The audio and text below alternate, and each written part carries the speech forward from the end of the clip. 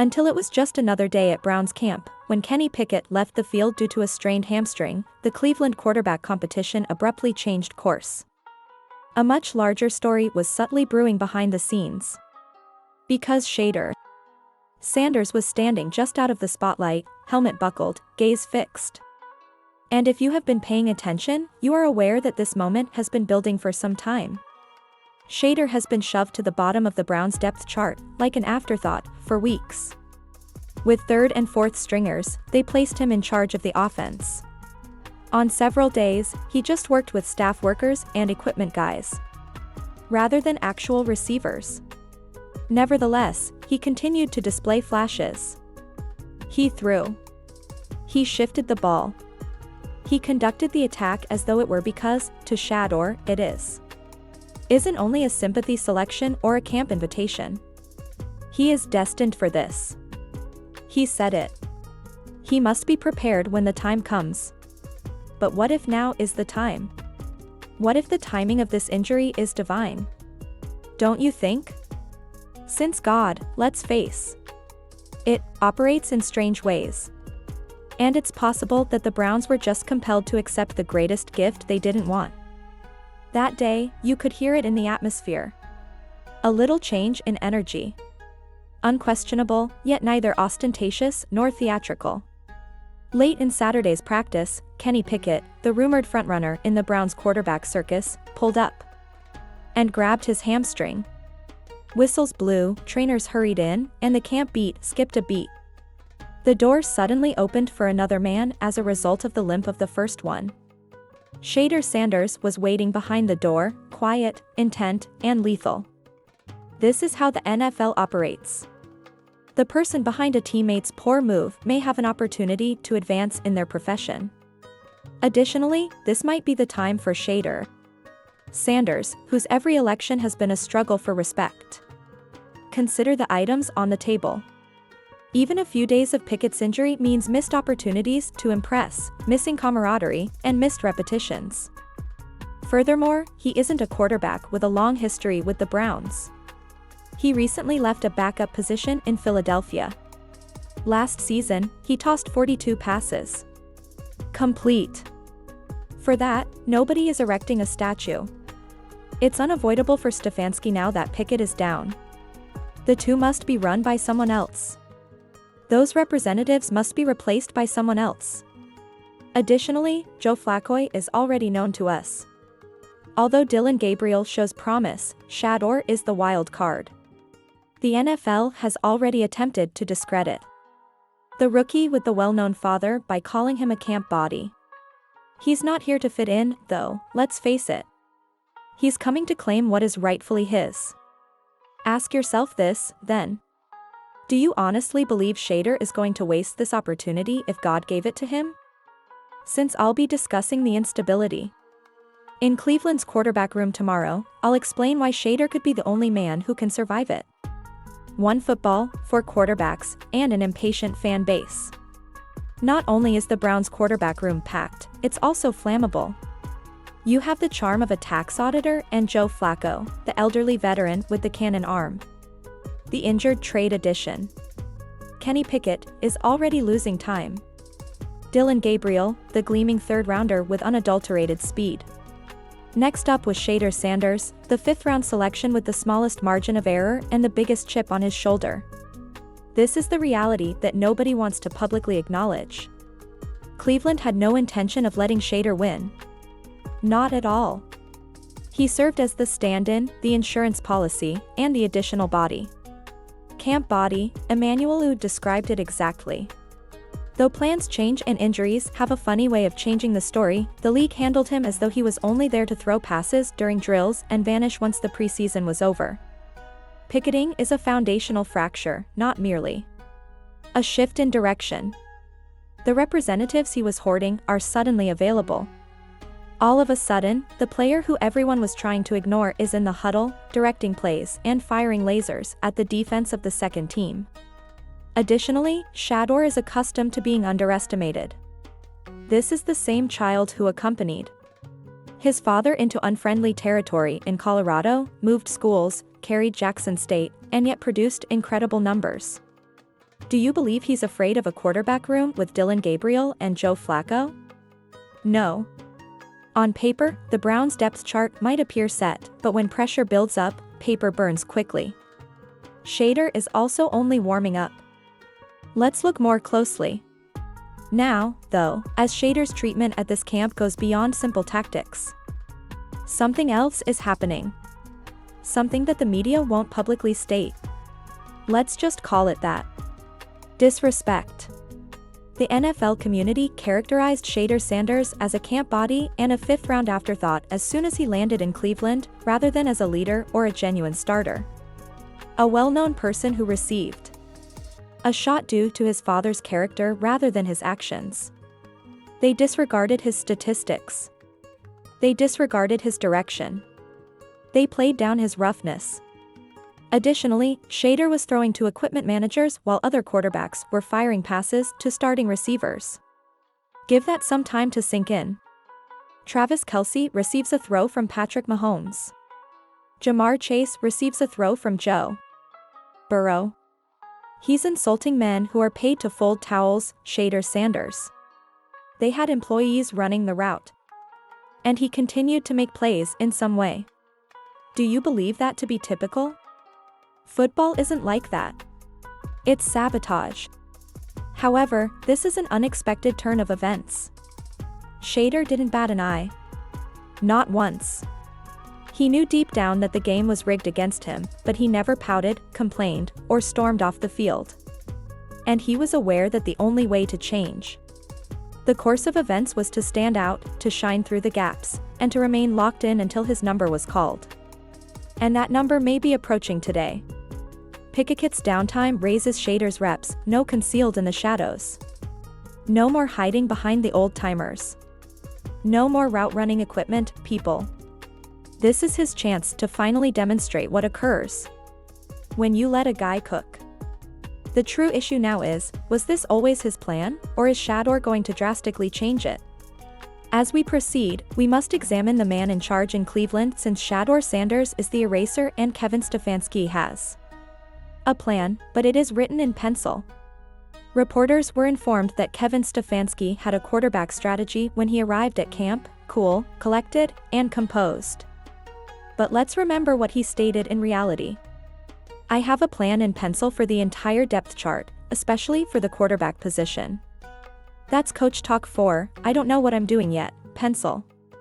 And that erasable, soft plan is already beginning to smear. Because Stefanski is unable to evade this fact. Injuries cannot be scripted. The journal does not mention Kenny Pickett falling down. However, the strategy must now change. Reps must be moved about. It is necessary to rebuild chemistry. Is falling apart. This is when Shedeur comes into play. The representatives that Kenny was trading with Joe Flacco are available for purchase. Anyone truly observing this camp can see who is making the most of every crumb he's given, even though some coaches may play it safe and give the more experienced players or the more polished rookies those extra steps. Shedeur has not only made it through this environment. The crime has been processed by him. He has hurled darts. He has made no excuses and moved the ball with fourth-string quality. He has demonstrated maturity beyond what one might anticipate from a rookie selected in the 5th round and is, to be honest, more composed than Pickett ever was. It will also be increasingly difficult to remove him from the so-called pencil plan the more he appears in front of the huddle, since you can only ignore the obvious for so long. Even Stefanski must eventually ask himself, how can I defend keeping Shedeur buried if he continues to produce in this manner? Perhaps it's more than simply X's and O's, though. Perhaps, just possibly, Shedeur is being held back by something more profound. And it's unpleasant what we're going to investigate next. Although it's nasty, it's genuine. Let's stop dancing around it.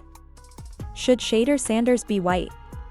Selected by a different squad, or didn't have prime for a father, our current discussion would be quite different.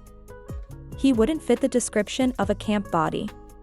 He wouldn't have to be behind a third-round rookie and 2 journeymen. And while everyone else worked with real receivers, he would not be throwing to equipment people. Football isn't the only topic here. Perception is key. Shedeur's speeding fines have been widely publicized by the media. Dillon Gabriel's contradictions, however, are framed as teaching moments. Even though Joe Flacco is just one hit away from retirement, he is commended for his experience.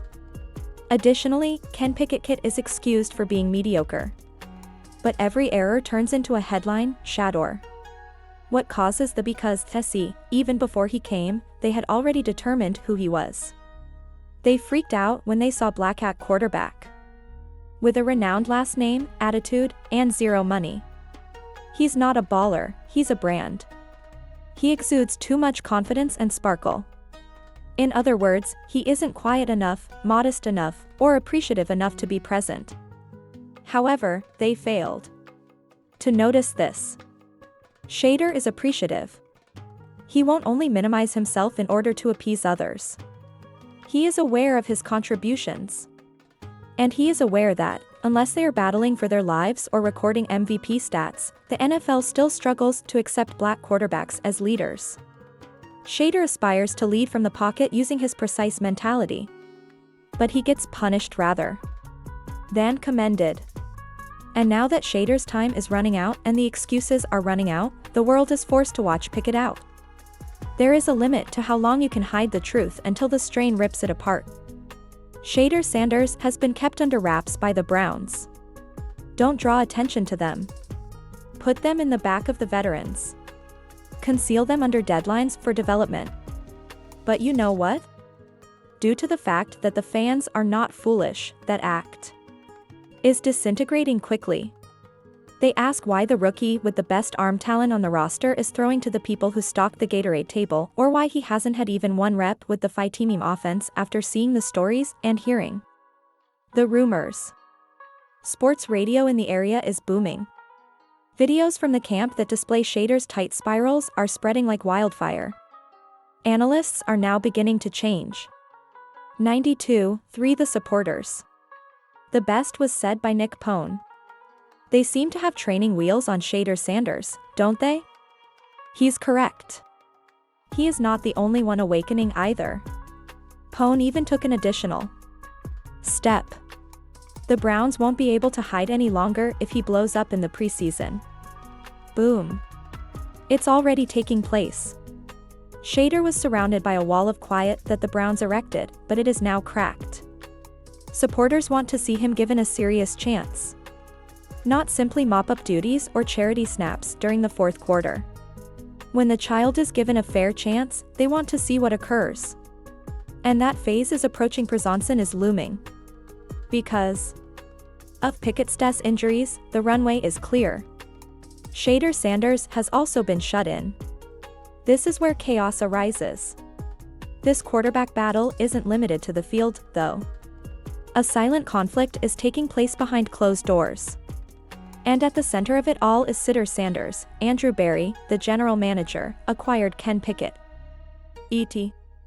That was his man's move. A former first-round pick who rode the bench in Philadelphia, flamed out in Pittsburgh, and arrived in Cleveland with a claim to make. In an attempt to salvage face by allowing Pickett to compete for a quarterback, Berry sacrificed assets to bring him in. However, he is now injured, and the owner's choice, Shedeur, is growing. Yes, exactly. There is a rumor around Cleveland that Jimmy Haslam personally desired Shedeur Sanders to be on this squad. Not just as a buzz-generating headline, but as a quarterback with genuine promise. The sort of high IQ, psychologically tough, media-savvy player who might become the franchise's face. Do you believe Berry is comfortable with that?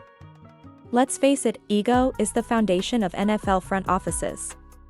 General managers detest being told who to draft. Telling coaches who to play is something they detest. And a line was drawn the instant Haslam expressed interest in Shedeur. Berry has never elevated Shedeur above QB4 and has been aloof in public, disparaging him. Nevertheless, he left the door open. We can keep the 4 that we believe to be man worthy. Interesting, right? Asked Berry. In other words, even though I may not like it, I cannot cut this child if he forces my hand. In addition to making The 53-man roster, Shedeur might be the one to have Barry defend, starting the greatest quarterback in camp at the bottom of the chart if he dominates the preseason. Now that everything is in line, what comes next? In the NFL, one injury, one rep, or one instant may alter everything. And that time could have just come for Shedeur Sanders. Kenny Pickett's hamstring injury might go away in a day or so, or it could persist. However, one thing is certain. He won't be regaining those missed reps. Additionally, someone else is taking over as Pickett looks on from the sidelines. Not only to occupy space, but to assume control. That someone is Shedeur or Sanders. He's been waiting in the shadows, disrespected, overlooked, forced to run drills with equipment staff instead of NFL receivers, and labeled a camp body before he ever touched the grass. But through it all, I stayed. Yet calm, patient, and ready because Shedeur knew this moment would come. And no, it's here. The Browns can't ignore it anymore. The coaching staff can't hide behind development. The GM can't protect his trade acquisition. The media can't pretend he's invisible, and fans are already bought in. So, what happens next? Will Shedeur cement his name as the Browns' breakout star of training camp? Will he force Kevin Stefanski to throw that pencil plan in the trash? Will he shift the narrative that the NFL has tried to write for him since day one? Only time will tell. But one thing is for sure, God works in mysterious ways. And right now it looks like he just handed Shedeur Sanders the pin. This is the Huel HQ. Thank you for watching. Like the video, subscribe, and I'll see you tomorrow with more football updates.